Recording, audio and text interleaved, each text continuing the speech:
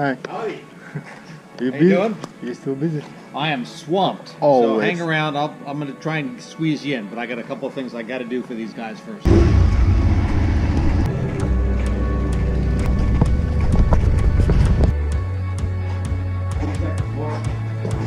Less here than upstairs. Been my passion and my profession for a long time. People must do what they really like to do. A 1913 Indian single cylinder at home, but this is the oldest BMW I have. It's one of the R32s. This one is mostly original. It's not restored. The paint was touched up somewhere in the 1950s, and it was traded with the importer for BMW motorcycles in the U.S. in 1970. They had been looking for a bike to trade a new motorcycle with, and they found this in Berlin. And the day he was going to trade for the new BMW, he changed his mind, and so they wrote him a check instead. And you can start the engine and ride on it? It is a machine that can run, yes. This one, even though this is the oldest, this is perhaps one of my favorite, because this is completely original, with the exception of a couple of wires. The seats, the paint, this is from 1929. I like machines that have not been restored, so only 5 or 6 motorcycles that I own have been restored. Everything is in original condition still. This is from BMW's Battle of the Legends. There's a couple more in here. This is one of the bikes that's completely restored, but this is called correct restoration. This is what they look like when they use the R12 for military. Each bike has its own story. Oh, yeah, it's like collecting stamps or coins or anything. Everything has got its story. And you remember every story. I have them written down too, but I remember pretty much all the stories still. So how you buy it and yep. how you... I remember the gentleman I bought this from. This is one of only 20 bikes BMW produced in metallic blue. It was an experiment. In 1950, up until 1968, all the bikes were black with white pinstriping, except for special for police and special, only that color. And they did white was the only option you could buy from the factory. And then in 1968, late 68, 69, they offered up red, white, green, green, that's sort of a police green in very limited colors, numbers, maybe 200 bikes of white, 200 bikes of red, about 120 of the green. And they decided to do one more experiment. They made 20 in this metallic blue color, because it was not only an experiment in color, but it was an experiment with metallic paint. And so it's one of just one or two that survived. To try to share, this is also a US model, that's an Earl's Fork model, so different accessories, same seat but different saddlebags, different fairings, let people see the differences in how people put accessories on them in that time period. And we have some of the bits and pieces, literature and things in the display cases. We had a celebration last year for the 40th anniversary of this motorcycle, so I still have some of the literature out. The bike is down here. Lots of different colors over the years, but the original one was a silver blue, which I have one here. You told me your first bike was Suzuki. My first bike was a Suzuki 250. 250. So don't have that one anymore. I have my first BMW though. So this one was a lot of homemade accessories. The person that owned this built the windshield, built the leg guards, added on accessories that came from other motorcycles just to make it theirs. R90S, still one of the most popular bikes. 74, 75, 76 in silver smoke, and 75 and 76 in the Daytona orange color over there.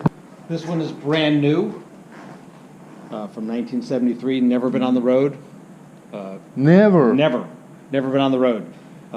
Gas has never been in the gas tank, acid never in the battery.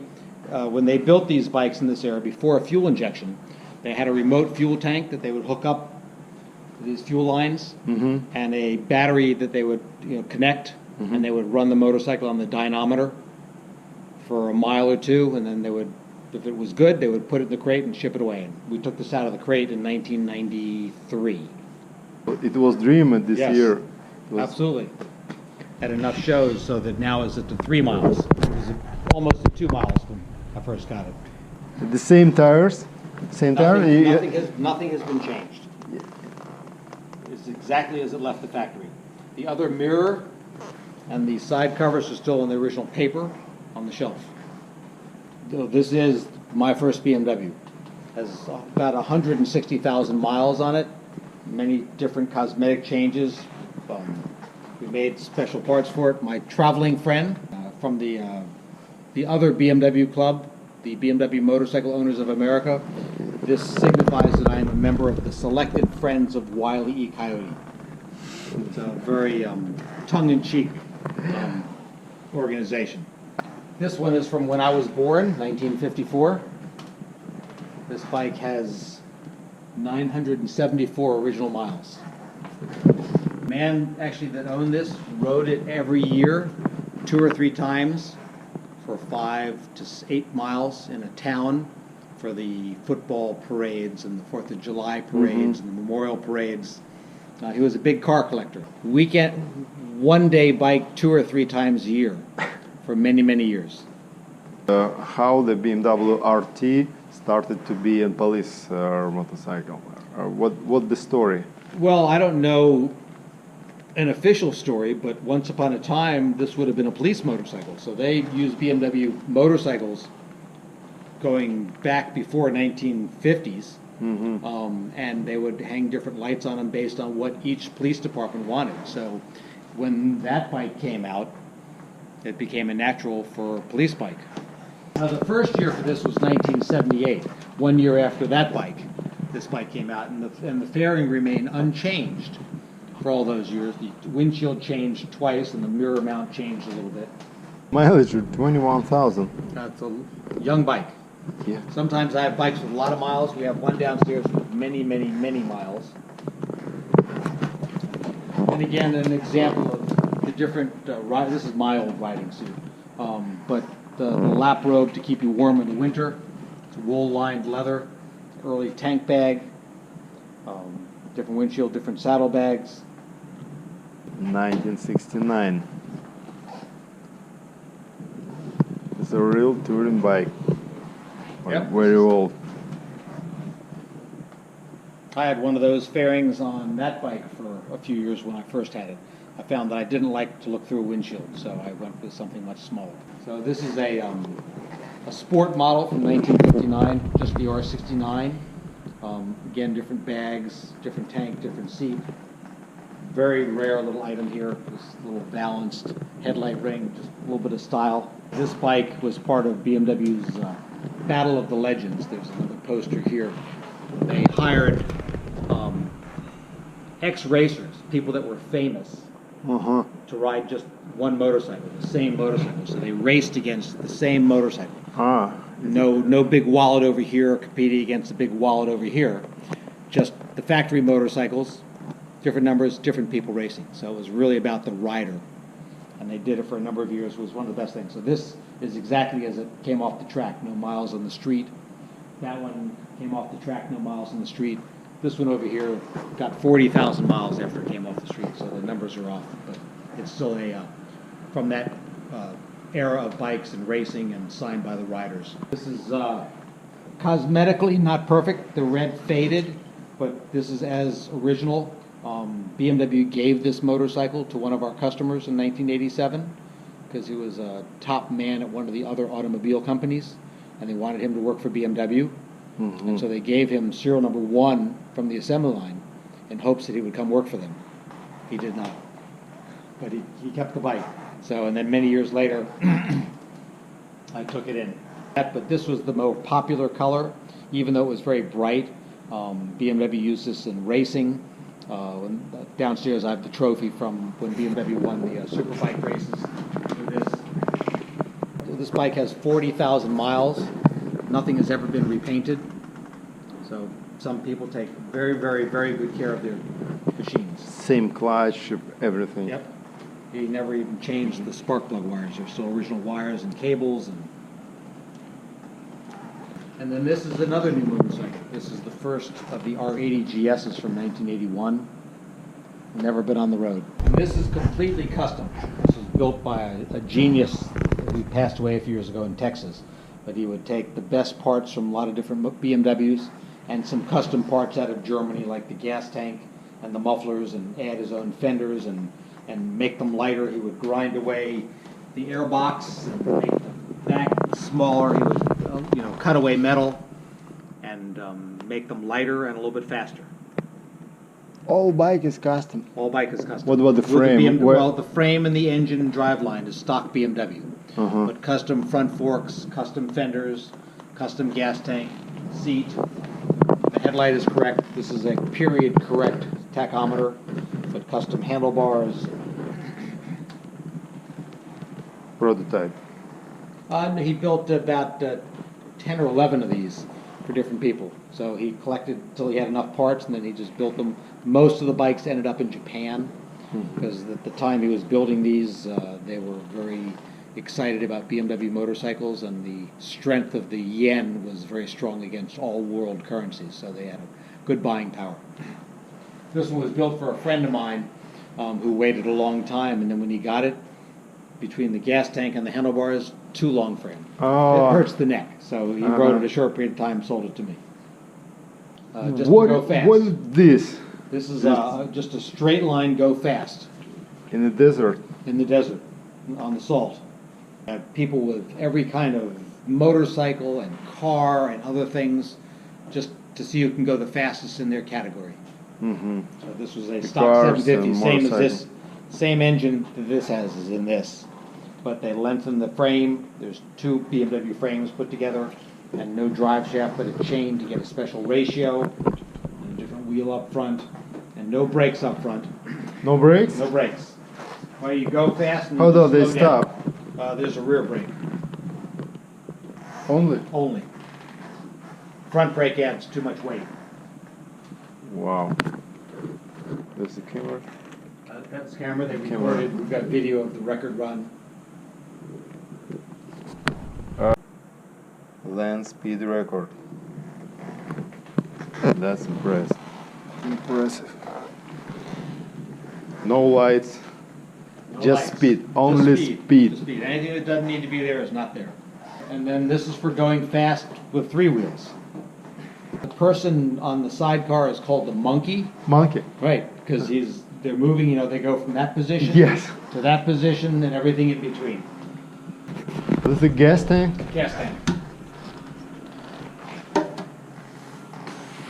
Looks like custom. Basically, this one had an original BMW engine in it. It still has a BMW engine, but there was a different engine that this was built with.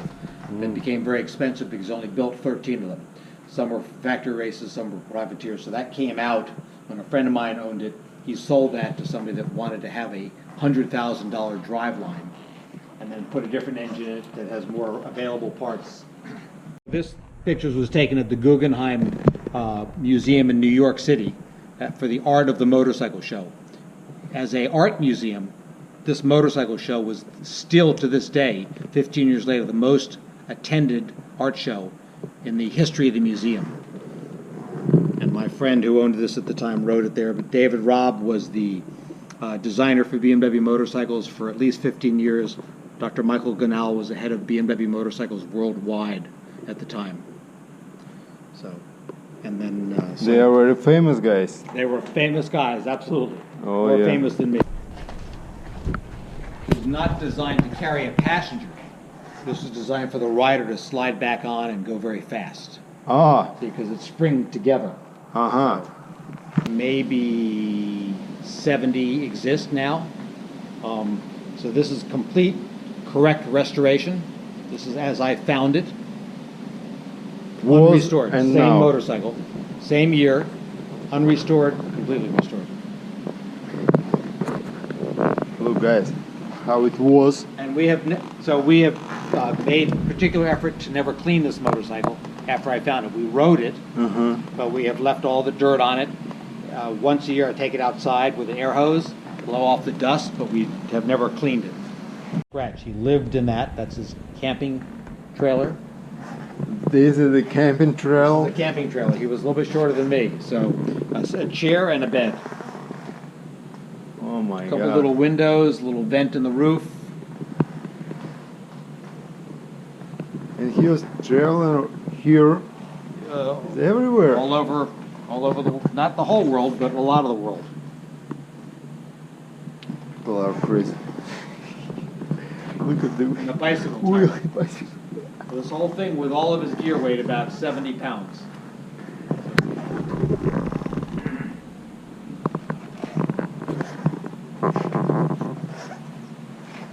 And the bike is R? R75/6. Damn. Maybe. Even, the homemade fairing and the hand guards and luggage, all made by hand. This is from the war. Second World War? Yep. This is the original markings from, because this bike was in Tunisia, so it was in Africa Corps. So, but I've ridden it through up to the axles and All original. original. So this guy, this motorcycle, this man, a longtime friend, Greg Frazier, is a doctor, very smart man. He has traveled around the world 6 times. Around the world 6 times. This motorcycle has been around the world 2.5 times. It's, About him. about his travels. Mm-hmm. So this is, And you collect all about them. I've got all his books also, but we go back to the early 1980s. We met because I was the importer for this tank bag. This tank bag has been around the world. Not much here has original as it left the factory. Everything is worn out. Broken. I know the sign. Yes, yes, same club. For travels. When he bought this motorcycle new, okay, he did not own a car, and for the rest of his life he did not own a car. Fred did an experiment. He was an engineer, and a little bit eclectic, they would call that. And he had his experiment, which he shared with everyone, was whether he or the motorcycle would last longer, with minimal care. Not neglect, but minimal care. And he was famous for, but this is all he rode. In the wintertime, because he lived near Boston, Massachusetts, very cold winter, lots of snow, he put a sidecar on the motorcycle so he could ride around. It's on the right side there. That's him, yep. That was when the bike was young. This is an advertisement BMW did to show off how many miles people put on their motorcycles. I got this after he died. As a caretaker. I was a caretaker for about 8 years before I got to buy the bike from the family. We met many, many times. You took this picture? Yep. So Oh man. he was a wonderful person. We both had /5s, our first bikes, so we had something to talk about, and that began the beginning of our friendship. So the R90S, from when they won this national superbike race, that is the trophy BMW got for first place. We'll come to this last, but you can get pictures now. This is the most unique motorcycle with a very interesting story. It's called the Monomoto. It's supposed to be a 1954 MV Agusta that it started life as. I never saw it. Here, we'll go around the other side. I'll show you the story. And so this is the story that came with the motorcycle. I don't like to tell it because this story is sort of perfect as it is. So this MV Agusta 60cc Monomoto Superleggera is the experimental machine ridden by a young wealthy Italian Luigi Bandini during practice for the 1954 Milano-Taranto road race. Bandini tragically lost control in a misty mountain section while waving to a pretty spectator. His grief-stricken father, Count Enzo Bandini, the Falcon, never again permitted anyone to ride or even view this advanced design, and knowledge of its whereabouts faded. Eventually, rumors of the fascinating machine reached the motorcycling bon vivant Todd Fell. On a trip to Naples, Italy, his quest to find it was rewarded at the Bandini country villa, where in 2004, 50 years after the tragic accident, the late Count's family was persuaded to part with the treasure. And I got it from Todd Fell. I never see it, even the pictures.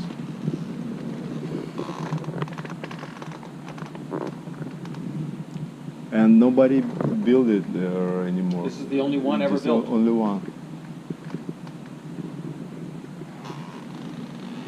The 4th of July and Memorial Day and things like that, I will take this bike out and ride it.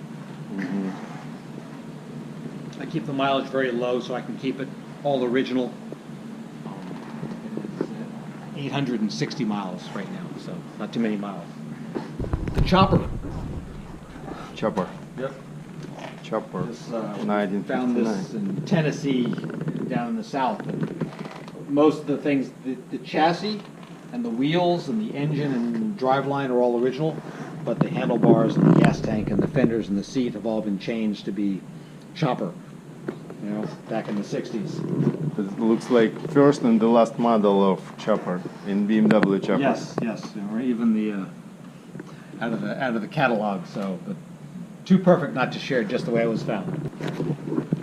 Is the Grand Power Mini Cooper? So it's different. This is after the war, BMW could not build anything big. They had to build small motorcycles. They could only build very small cars that could not be turned into another army.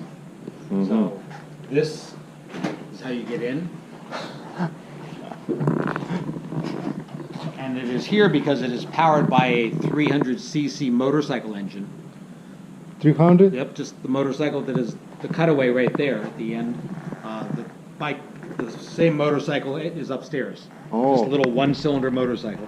But it travels pretty nicely on level ground, 2 people. This is tricycle? Nope, 2 wheels in the back just close together. Oh, okay. 2 wheels. Called the car? This guy is Zeta, But produced in BMW. produced by BMW. They bought somebody else's design and then put their own engine in here, and it was a motorcycle engine. And so low taxes, low cost of ownership. And then we built this with some local people, so we could have our own chopper, very long, but it has a BMW engine in it. Oh my God. So, and it runs very well, it rides very well. I missed it when I came in. I A lot of people, I like to come back to this. So Oh my it God. is 10.5 feet long, and mostly BMW parts, but the bodywork, the tank and the fender were built from pieces, and the front suspension was built from scratch. The front wheel is from a 650, and the back wheel is from an R12. And to be as unchopper as possible, we tried to make all the chrome, all the fancy paint go away. This is what they line a pickup truck with, the bed liner. So you can scrub it with a brush. Indestructible almost. Oh my God. People, 100% I recommend you this place and this guy. Visit us on Saturdays in the morning. Call us ahead to make sure we are open. But the Vintage BMW Museum at Bob's BMW is open most Saturdays of each month. It was an honor to be here and listen to you, how you explain me about each model. My pleasure. We look forward to doing that for many other people. Thank you so And much. we only touched on some of the stories. 100% approved. Thank you.